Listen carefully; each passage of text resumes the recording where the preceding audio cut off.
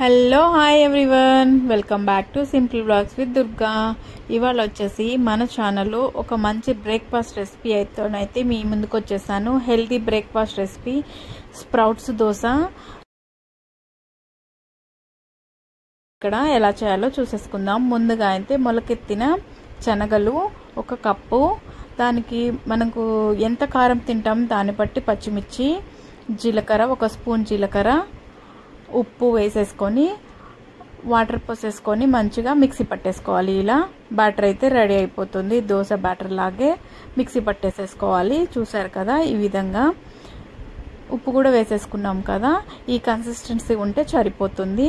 తర్వాత gas on చేసేసుకొని పెనం పెట్టేసుకొని వేడి చేసిన తర్వాత ఇలా గంటతోటైతే స్ప్రెడ్ చేసేసుకోవాలి దోశ బ్యాటర్ని.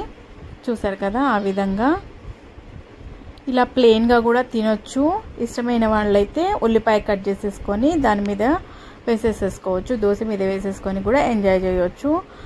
ఉల్లిపాయలు, పచ్చిమిర్చికి కొంచెం కొత్తిమీర వేసేసుకొని కూడా దోశ వేసేసుకొని తినొచ్చు. ప్లెయిన్ కూడా బాగానే ఉంటుంది. నచ్చిందా? నచ్చితే లైక్ చేయండి. ఇది చాలా హెల్దీ రెసిపీ కూడా, ఒకసారి అయితే ట్రై చేయండి. ఇక్కడైతే మెయిన్ మొలకలు రావడమే మనకు శనగల్లో. అదైతే ముందు రోజు చేసేసుకుంటే సింపుల్గా ఇలా దోశ వేయడం అయిపోతుంది. నచ్చితే లైక్ చేయండి. Thank you for watching.